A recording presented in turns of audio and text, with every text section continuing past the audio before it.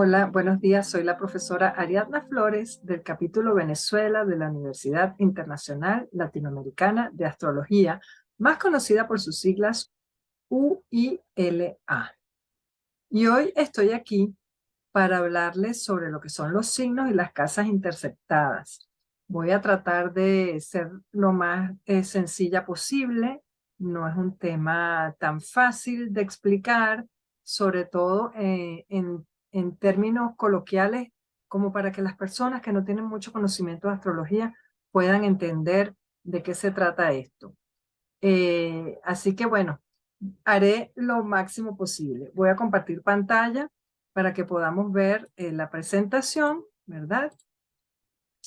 Y vamos a ver entonces de qué se trata los signos interceptados y las casas enlazadas.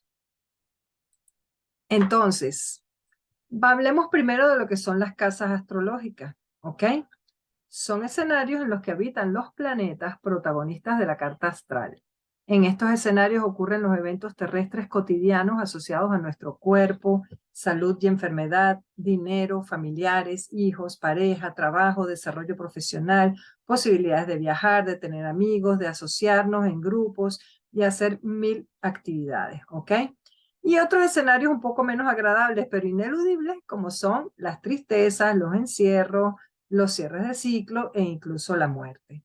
Entonces, las casas en una carta astral vamos a tener signos, vamos a tener planetas, vamos a tener aspectos y vamos a tener casas, y entrelazando toda esta información se hace una interpretación de un individuo, de su personalidad y de los posibles eventos a ocurrir, de sus potencialidades, de sus dificultades, y podemos dar una buena orientación.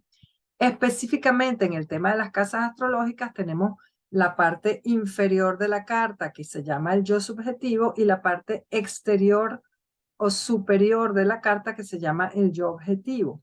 Y ahí entonces tenemos todo lo que es nuestra identidad, nuestros valores, nuestro dinero, nuestra mente concreta, nuestro medio ambiente, la relación con los hermanos, cómo nos comunicamos, cómo aprendemos, nuestra seguridad, nuestro hogar, nuestra familia, los hijos, nuestra creatividad, cómo desarrollamos nuestro tiempo libre, cómo nos divertimos, nuestros amoríos. Tenemos también cómo cumplimos el deber, el servicio, el trabajo, qué tan esclavos somos del trabajo y todo lo que tiene que ver con las enfermedades agudas. También vemos la pareja, todas las personas que se ponen frente a nosotros, nuestros socios, nuestros clientes, cómo gestionamos nuestra crisis, nuestros cierres de ciclo, cómo manejamos el dinero de los otros, cómo manejamos los finales. También cómo nos gusta aprender algo superior, más allá de nuestras fronteras, viajar, conocer otras culturas, cómo manejamos nuestra fe, nuestra religiosidad, cómo logramos nuestro honor, nuestra posición social, nuestros objetivos, nuestras metas, nuestro desarrollo profesional, cómo manejamos las figuras de autoridad, qué tanto tenemos conciencia grupal, conciencia ecológica, conciencia de la sociedad, cómo hacemos grupos, actividades donde manejamos ideales comunes con otras personas, y al final cómo manejamos el sacrificio, el subconsciente, el tema de los miedos, de las enfermedades crónicas, de los encierros, las tristezas, etc. Esas son pues las 12 casas astrológicas. ¿Qué pasa? Que hay muchas formas de calcular las casas astrológicas y pues son más o menos complicadas, surgen de proyectar ciertos arcos de la bóveda celeste sobre la eclíptica, que yo no voy a entrar en el detalle en este momento porque es complicado. Tenemos un meridiano del lugar, tenemos el horizonte del lugar, tenemos el ecuador celeste, tenemos la eclíptica, tenemos la primera vertical, y nosotros estamos aquí en el medio viendo todos esos círculos alrededor de nosotros y haciendo proyecciones y divisiones y proyecciones de estos círculos se generan las 12 casas astrológicas. Y todo este tema tridimensional después se plasma sobre un plano bidimensional, ¿ok? Y pues la Tierra sabemos que no es completamente esférica, sino que es achatada en los polos, abultada en el ecuador, y toda esta serie de proyecciones sobre algo que no es perfectamente esférico, cuando lo llevamos al plano bidimensional, que es la carta astral, se generan algunas deformaciones. En especial a medida que nos alejamos del Ecuador y nos vamos a latitudes más alejadas, tanto al norte como al sur. Mientras más lejos del Ecuador hemos nacido, más deformaciones hay en el cálculo de las casas astrológicas. ¿Ok? Entonces, aquí tenemos ejemplos de cálculos de casas astrológicas. Aparentemente se ven iguales, pero no son exactamente iguales. Tenemos algunas diferencias en cuánta distancia hay en las diferentes casas. Unas son un poquito más grandes, unas son un poquito más pequeñas. Esta, por ejemplo, se ve más pequeña que esta o que esta. Y pues no siempre hay los mismos números. Miren, aquí dice 11, pero aquí dice 6, por ejemplo. Aquí dice 10, pero aquí dice 11. Aquí dice 11, aquí dice 11, aquí dice 9. O sea, depende del sistema que utilicemos, nuestras casas astrológicas pueden medir de forma diferente. Estas son cartas de una persona nacida cerca del Ecuador y fíjense que las casas no son todas del mismo tamaño, pero son bastante parecidas. En cambio, para una persona que ha nacido, por ejemplo, en Berlín, en enero, que es invierno, que la noche es muy larga y el día es muy corto, entonces las casas, fíjense que ya no quedan todas iguales. Miren estas que son muy grandes y estas que son muy chiquiticas. Entonces, aquí es donde viene el tema de las deformaciones de las casas y el tema de que hay signos interceptados y casas enlazadas. Los signos interceptados son aquellos que quedan metidos dentro de una casa y esa casa es muy grande. Entonces, fíjense que empieza aquí en Capricornio, tiene todo Acuario y un pedacito de Piscis. Entonces, esta casa es muy grande y Acuario ha quedado interceptado. Automáticamente el signo opuesto también ha quedado interceptado. Como la rueda tiene 360 grados, si unas casas son más grandes, obligatoriamente otras tienen que quedar más pequeñas. Entonces vamos a encontrar casas muy pequeñas cuyas cúspides están en el mismo signo. Entonces fíjense que esta casa empieza en Libra, está en Escorpio y la siguiente otra vez en Escorpio. Repite. Y luego Sagitario, Capricornio, Acuario interceptado, Piscis, Aries, Tauro y repite Tauro. Géminis, Cáncer, Leo interceptado, Virgo, Libra, Escorpio, Escorpio. Entonces vamos a tener dos casas enlazadas y obviamente las opuestas también van a estar enlazadas.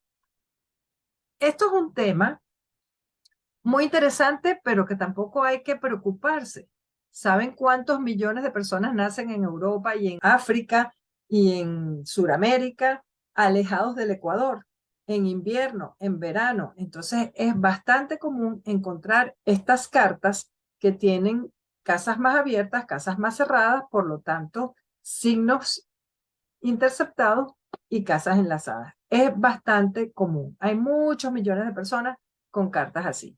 Así que no hay que preocuparse o mortificarse por estos temas que son normales y los vemos a diario en nuestra consulta.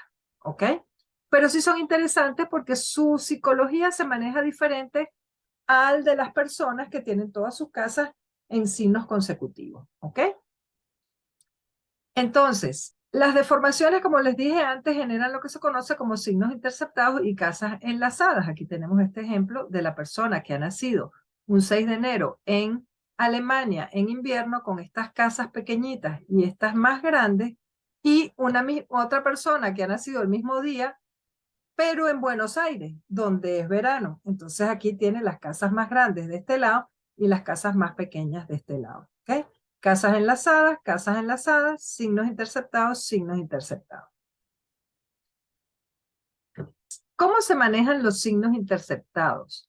Bueno, vamos a tener básicamente 6 ejes porque tenemos 12 casas. Sabemos que cuando un signo está interceptado, el opuesto automáticamente también está interceptado.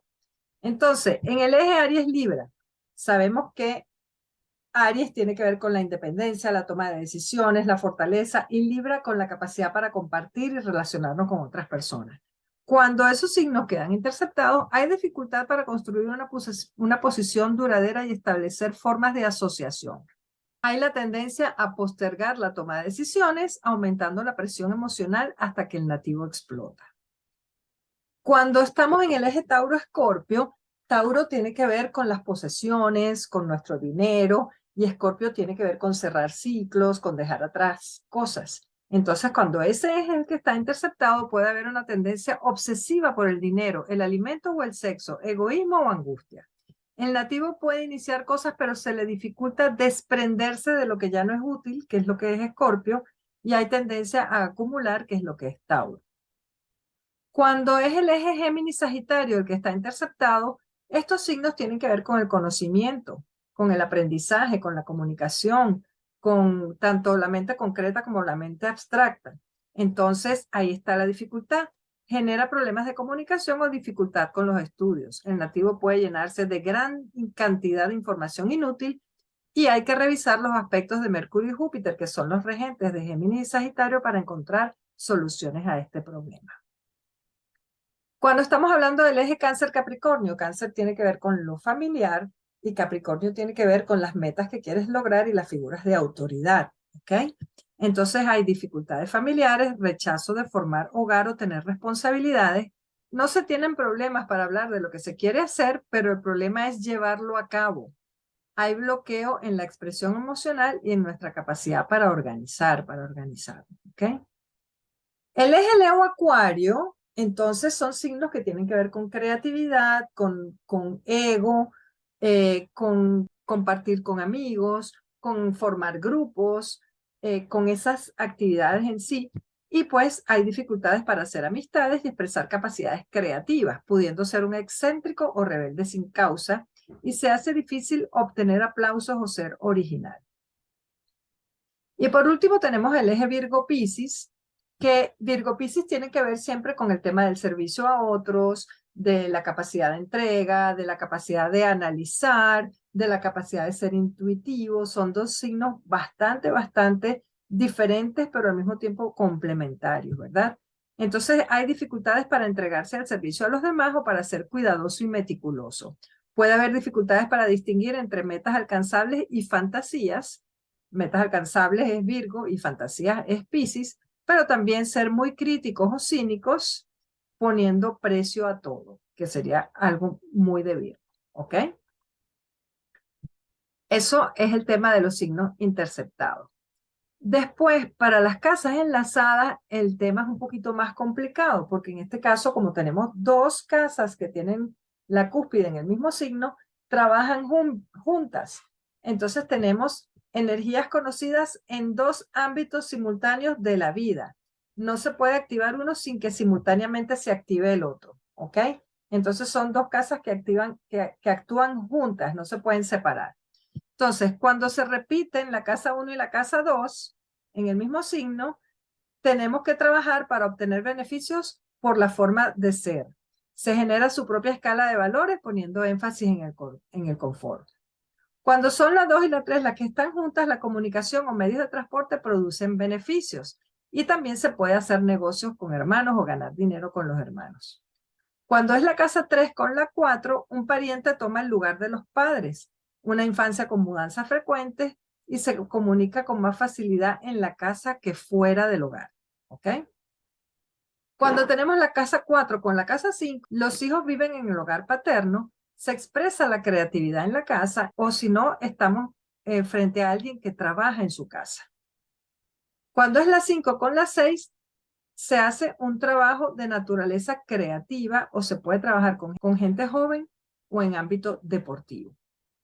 Cuando es la 6 con la 7, se trabaja en sociedad o con el cónyuge.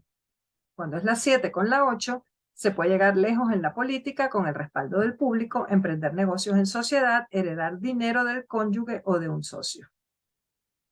Cuando es la 8 con la 9, se puede ser especialistas en finanzas o un magnate, enseñar sobre lo psíquico, el misticismo y el ocultismo. Cuando es la 9 con la 10, se puede viajar por profesión. La educación o las leyes son relevantes en su ocupación, un progenitor extranjero o alguien extranjero que te ayuda a sacar tu carrera. ¿Ok? Cuando es la casa 10 con la 11, los amigos y las relaciones sociales ayudan al nativo en su profesión. Es decir, se tienen así como grupos, amigos, palancas, padrinos, gente que te apalanca, gente que te ayuda, ¿ok? Sobre todo en tu parte profesional. Se puede tener algún cargo público, político o militar. Cuando es la 11 con la 12, se puede ser trabajador social o se trabaja en labores de caridad. Se trabaja humildemente o de manera reservada, lo que decimos tras bastidores, ¿ok? Y cuando es la casa 12 con la 1, necesita que su personalidad sea más definida y concreta, pero al mismo tiempo tiene más fuerza interna de lo que cree. Al final se agarra de su fuerza interna para tener éxito, ¿ok? Bien. Otra cosa bien interesante que tenemos con las casas enlazadas y los signos interceptados es lo que se llama personalidad mixta, que depende un poco del tema del ascendente. Normalmente, cuando tenemos las 12 casas, lo lógico sería que tuviéramos, por ejemplo, un ascendente Virgo, como es esta persona, esta es la carta de Agatha Christie, ascendente Virgo. Si es ascendente Virgo, lo lógico es que ella tuviera sus 12 casas seguidas: Virgo, Libra, Escorpio, Sagitario, Capricornio, Acuario, Piscis, Aries, Tauro, Géminis, Cáncer, Leo. Eso sería lo lógico. Pero resulta que no. Ella tiene, por ejemplo, Virgo, casas enlazadas, por consiguiente en Piscis, casas enlazadas. Tiene aquí Sagitario, signo interceptado, y el opuesto Géminis, signo interceptado. Eso hace que las casas no tengan una secuencia lógica, sino que hay saltos, ¿ves? Entonces, su carta tiene la casa 1 en Virgo, la casa 2 repite en Virgo, la casa 3 en Libra, la 4 en Escorpio, la 5 en Capricornio, la 6 en Acuario, la 7 en Piscis, la 8 repite en Piscis, la 9 en Aries, la 10 en Tauro, la 11 en Cáncer y la 12 en Leo. Entonces, ¿qué hace esto? Que si ella fuera ascendente Virgo puro, su comportamiento debería ser Virgo, Libra, Escorpio, Sagitario, Capricornio, Acuario, Piscis, Aries, Tauro, Géminis, Cáncer, Leo. Pero resulta que ella tiene la casa 2 en Virgo, no la tiene en Libra. Para que ella pudiera tener la casa 2 en Virgo, debería haber sido ascendente Leo para poder seguir la secuencia: Leo, Virgo, Libra, Escorpio, Sagitario, Capricornio, Acuario, Piscis, Aries, Tauro, Géminis, Cáncer.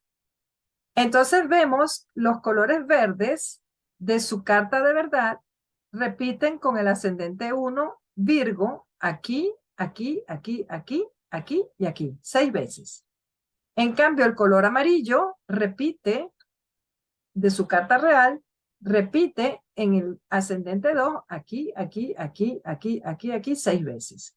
Es decir, ella tiene una personalidad mixta, 50% Virgo y 50% Leo. En algunos ámbitos se va a comportar como si fuera ascendente Virgo y en otros ámbitos se va a comportar como si fuera ascendente Leo. Así que esto ocurre con bastante frecuencia. Lo de las personalidades mixtas no siempre es 50-50, a veces es 66-33, ¿ok? Pero habla de un comportamiento un poco dual. Como les decía, las personas nacidas en altas latitudes norte o sur, es muy común encontrar este tipo de cartas y encontrar este tipo de personalidades mixtas. Es simplemente una forma distinta de manejar la energía, de trabajar con más fuerza para sacar la energía relativa al signo interceptado y tener esa capacidad de trabajar con 2 casas simultáneamente cuando las casas están enlazadas. Bueno, entonces esto era lo que les quería contar sobre los signos interceptados y las casas enlazadas. Soy la profesora del capítulo Venezuela de la Universidad Internacional Latinoamericana de Astrología. Imparto niveles 1, 2 y 3 de nuestra formación astrológica y dicto también talleres avanzados para las personas que están graduadas. Pueden contactarme por mi correo astroariflores@gmail.com o seguirme por mis redes sociales @astroariflores o las redes sociales de la Huila @huilaastrología. Ahí encontrarán toda la información relativa a la universidad, las actividades que realizamos, los cursos que dictamos y mucha información más relativa a esta universidad. Espero que les haya gustado este video y nos vemos en una próxima oportunidad. Chao.